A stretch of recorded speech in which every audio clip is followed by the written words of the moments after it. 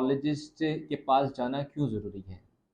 देखिए, जब गुर्दा मुतासिर होता है, उसका कॉमन टेस्ट है, जब हम गुर्दे के टेस्ट कराते हैं क्रेटिनिन, और वो जब बड़ा होता है तो लोग परेशान हो जाते हैं कि ये क्रेटिनिन बढ़ गई है और इससे फिर हमारा गुर्दा जो है ख़राबी की तरफ जा रहा है।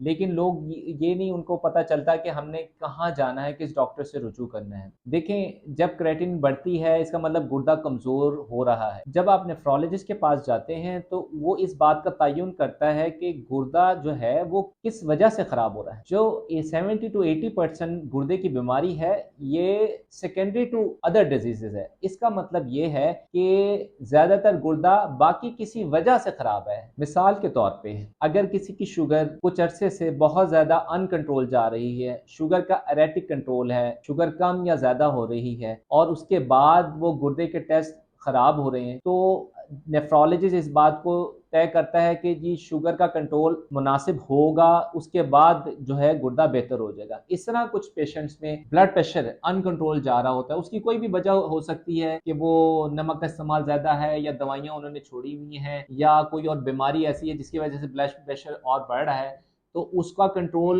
होगा तो गुर्दा खुद ब खुद बेहतर हो जाएगा।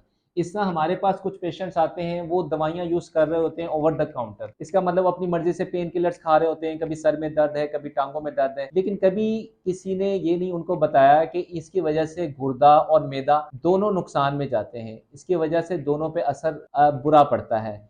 इसके अलावा कुछ हमारे पेशेंट रूरल एरियाज़ में ख़ास तौर पे गुर्दे की बीमारी के लिए हकीम के पास जाते हैं और हमारे हुक्मा हज़रात जो है उनको इस तरह की मेडिसिन देते हैं जिसमें हैवी मेटल्स होती हैं और जो वो गुर्दे के लिए नुकसानदेह होते हैं।